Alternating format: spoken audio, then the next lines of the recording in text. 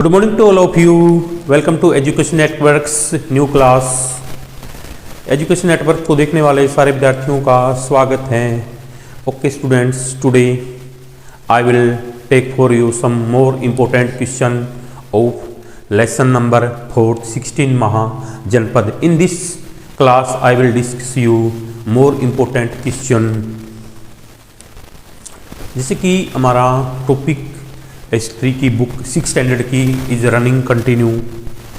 इसमें lesson number 4th are running 1 class और remaining in this lesson and उसका after that this lesson will finish. ये lesson हमारा समाप्त हो जाएगा. ओके स्टूडेंट्स, सो इसे लास्ट क्लास में मैंने आपके साथ में मगध के प्रमुख राजवंशों के प्रमुख राजवंश, उनमें हर्यक वंश के हर्यक वंश में कौन से थे? बिंबिसार, अजातशत्रु, उदयन. उनके बिंबिसार के बारे में मैंने आपसे लास्ट क्लास में डिस्कस किया था. अभी बिंबिसार की डेथ के आफ्टर उसका सन था जो अजातशत्रु वहाँ का शासक बना. आज की कक्षा में, आज की दिस क्लास में I will discuss you about Ajatashatru and Udayan. So don't waste time, hurry up, look at the black board. Let's start. देखो अजातशत्रु भी 492 ईस्वी पूर्व में अपने पिता मतलब जो अजातशत्रु था उसके फादर की डेथ के बाद कब 1492 में मगध का शासक बना. किसका? मगध का शासक बना. और वह इतिहास में कुणिक के नाम से फेमस था. किसमें? कुणिक के नाम में 492 ईस्वी पूर्व में मगध का शासक बना. किसके? उसके फादर बिंबिसार की डेथ के आफ्टर. और इतिहास में वह कुणिक के नाम से चर्चित था. उसने लंबे संघर्ष के बाद काफी लॉन्ग स्ट्रगल्स के आफ्टर एक लॉन्ग स्ट्रगल्स किया. उसने वज्जी व काशी संघ को अपने मगध साम्राज्य में उसने मिला लिया. किसने? अजातशत्रु ने लंबे संघर्ष के बाद वज्जी और काशी संघ को अपने साम्राज्य में मिला लिया. उसके शासनकाल में, किसके? अजातशत्रु के शासनकाल में राजगृह की सप्तकिरणी गुफा में, मतलब राजगृह की सप्तपर्णी गुफा में प्रथम बौद्ध सभा, पहली जो बौद्ध सभा बौद्ध धर्म के संस्थापक थे उनके बारे में भी मैं आपसे आगे वाली कक्षा में डिस्कस करूंगा. बौद्ध धर्म जिससे कि बौद्ध धर्म, जैन धर्म हो गए, उनके बारे में भी मैं आपको, गौतम बुद्ध थे, जैन धर्म के महावीर स्वामी थे, तो उनके बारे में मैं आपसे नेक्स्ट क्लासेस में डिस्कस करूंगा.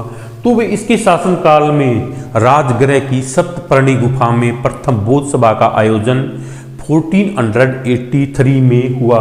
मतलब इसका आयोजन किया गया 483 ईस्वी पूर्व में. और अजातशत्रु की 460 ईस्वी पूर्व में उसके पुत्र उदयन के द्वारा हत्या कर दी गई. मतलब देखो कितना बैड टाइम था. एक बेटे के द्वारा अपने फादर को मतलब कत्ल कर दिया, उसकी डेथ मतलब मार दिया जाता है. अभी 460 ईस्वी पूर्व में उदयन नामक जो शासक था उसने अपने पिता अजातशत्रु की हत्या कर दी. ठीक है. उसके बाद आता हमारा उदयन ने वही 460 से 455 ईस्वी पूर्व तक जो शासन किया. किसने? उदयन ने. उसने गंगा व सोन रिवर्स थी उनके नदियों के संगम पर पाटलिपुत्र, मतलब नदियों के संगम तट पर, मतलब पाट जो सोन व गंगा नदियों के संगम तट संगम पर पाटलिपुत्र नामक नगर की स्थापना की. किसने? उदयन ने. आपसे पूछा जा सकता है पाटलिपुत्र नगर की स्थापना उदयन ने और उसे अपनी राजधानी बनाया. किसने? उदयन ने. अपने पिता की मृत्यु के बाद वो गद्दी पर बैठा, उसने पिता की हत्या कर दी.